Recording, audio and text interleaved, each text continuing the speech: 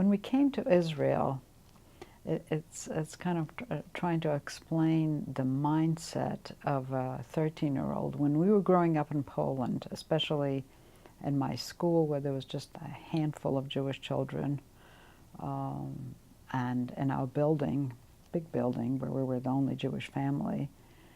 Then when we came to Israel, we were saying everybody here is Jewish. It was so shocking to us. My brother and I walked down the street and said, look, all these people are Jewish. Look, the policeman is Jewish. The mailman is Jewish. Isn't that amazing? We were sort of like in an alternate universe.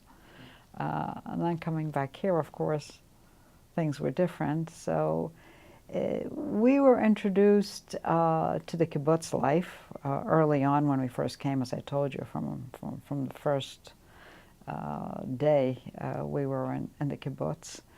And so there was a tremendous camaraderie among the residents and the young people especially. There was, every Friday everybody would shower, put on the white shirt, and there was a big Shabbat meal and a kumsitz and singing stories and a big bonfire. It was very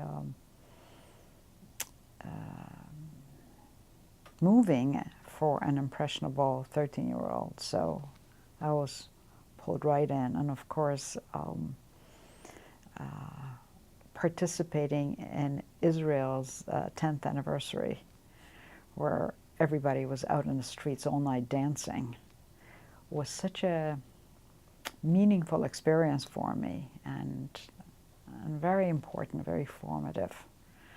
Formed a really, really strong bond to the country, and participating in all the holidays fully for the first time, because we couldn't do that in Poland. But in America, that all kind of fell away. So of course we celebrate Rosh Hashanah and Pesach, and my grandson, who lives in Italy, just had his bar mitzvah education via Skype with a rabbi from Florida, and came to have his bar mitzvah in New York last summer. So we follow the traditions, and they're meaningful, but it's just not the same because we're not affiliated with the synagogue.